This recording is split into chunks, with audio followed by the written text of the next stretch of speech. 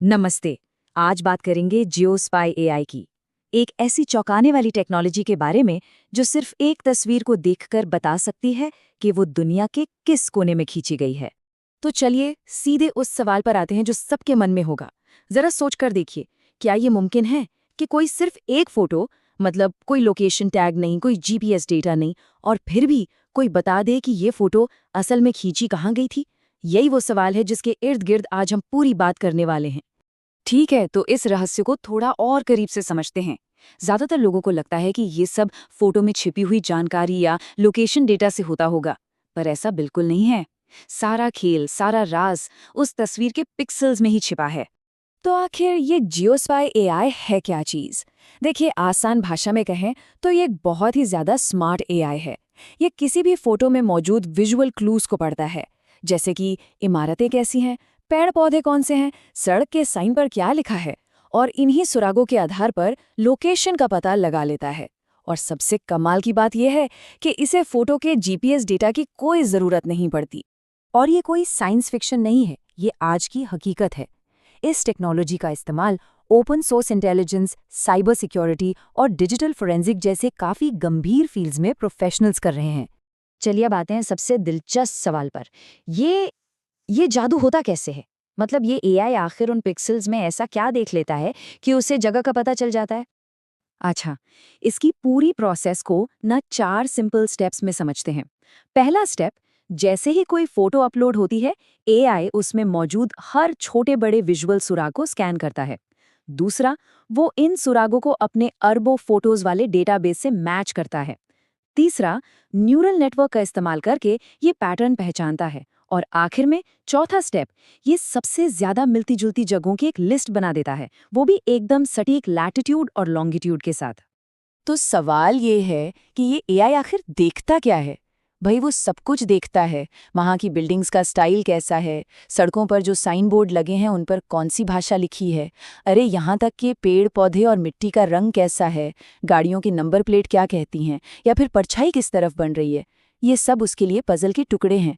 मिसाल के तौर पर सोचिए, एक फोटो में नारियल के पेड़ दिखें, किसी बोर्ड पर मलयालम लिखी हो और गाड़ियों की प्लेट केएल से शुरू हो रही हो, तो एआई के लिए ये पता लगाना बच्चों का खेल है कि ये जगह तो केरल ही है। और इस टेक्नोलॉजी की पावर का अंदाजा इस बात से लगाया जा सकता है कि किसी शहर को पहचानने में इसकी एक्यूरेसी 80 से 90% तक है। मतलब 10 में से 8 या 9 बार ये एकदम सही शहर का नाम बता सकता है। और अगर बात करें एकदम सटीक पिन पॉइंट लोकेशन की, तो वहाँ इसकी एक्यूरेसी 40 से 70% के बीच होती है। हाँ, ये काफ़ी हद तक इस बात पर भी निर्भर करता है कि फ़ोटो की क्वालिटी कितनी अच्छी है और उसमें सुराख कितने साफ हैं। तो ये तो हो गई टेक्नोलॉजी की बात। अब जरा ये देखते हैं कि इस पावरफुल टूल का इस्तेमाल अच्छे कामों के लिए कहाँ-कहाँ और कैसे हो रहा है। देखिए, लॉ एनफोर्समेंट एजेंसियां और इंटेलिजेंस डिपार्टमेंट्स इसका इस्तेमाल कई बहुत ज़रूरी कामों के लिए करते हैं, जैसे कि क्राइम सीन की जांच करना हो, आतंकवादियों पर नज़र रखनी हो, किसी गुमशुदा इंसान को ढूंढना हो, या फिर किसी आपदा के वक्त सही जगह की पहचान करके वहां मदद पहुंचानी हो। लेकिन जैसा कि हर पावरफुल टेक्नोलॉजी के साथ होता है, इसके भी दो पहलू हैं। ये एक दो धारी तलवार की तरह है। एक तरफ ये हमारी सुरक्षा में मदद करती है, तो दूसरी तरफ ये बहुत गंभीर खतरे भी पैदा करती है। और यहीं से इसका डार्क साइड सामने आता है। इससे हमारी पर्सनल प्राइवेसी को बहुत बड़ा खतरा है। सोशल मीडिया पर डाली गई बस एक फोटो से कोई भी किसी का पीछा कर सकता है। इतना ही नहीं, ये हमारी नेशनल सिक्योरिटी के लिए भी एक बहुत बड़ा खतरा है, क्योंकि इससे मिलिट्री बेस जैसी सेंसिटिव जगहों का भी पता लगाया जा सकता है। इसका एक जीता जागता उदाहरण है कि क्यों सेना में काम कर रहे लोगों को सोशल मीडिया पर अपनी तस्वीरें डालने से मना किया जाता है। कारण यही है कि दुश्मन देश ऐसी ही टेक्नोलॉजी का इस्तेमाल करके उनकी लोकेशन का पता लगा सकते हैं। ये बात सुरक्षा के लिहाज से वाकई बहुत चिंताजनक है।